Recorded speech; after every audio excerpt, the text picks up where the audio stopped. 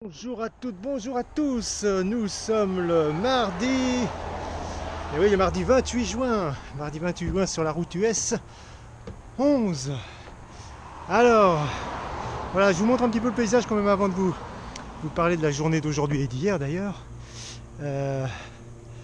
Voilà, donc nous sommes vraiment le long de la grande baie, de l'immense baie, bien au nord de Seattle.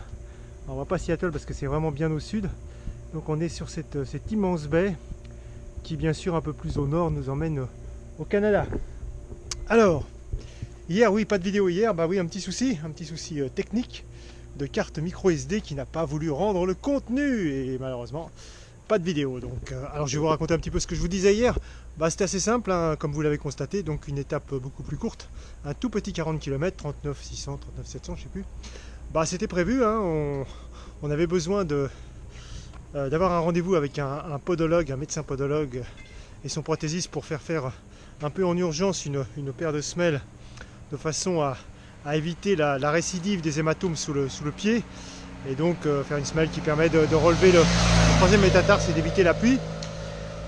Et donc grâce bien sûr à Laure qui il y a quelques semaines s'est démenée pour prendre un rendez-vous et surtout pour contacter nos amis de Seattle, Wendy et son mari Don, de façon à ce qu'on ait un rendez-vous rapide et expliquer un petit peu pourquoi et comment.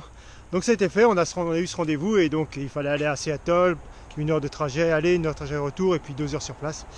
Et donc hier j'étais chez ce médecin, chez le prothésiste et sans mauvais jeu de mots, donc dans la foulée, ils ont réalisé 2 paires de semelles super que je porte aujourd'hui. Donc voilà l'explication de la petite journée et tout va bien, ces semelles sont parfaites.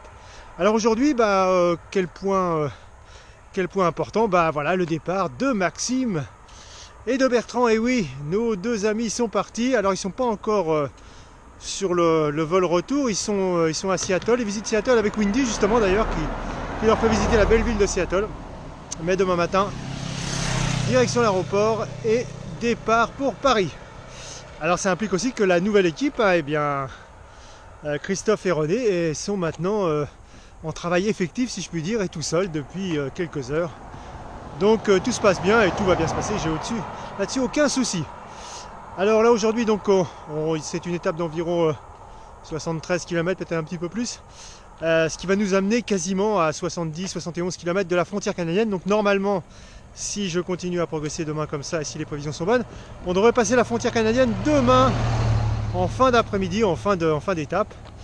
Et tout à l'heure je me faisais la réflexion en me disant mais tiens, ça ne sera que le 4e pays traversé, et oui, depuis 150 jours, 151 jours bientôt demain. Et oui, la France, l'Espagne, le Portugal, les États-Unis.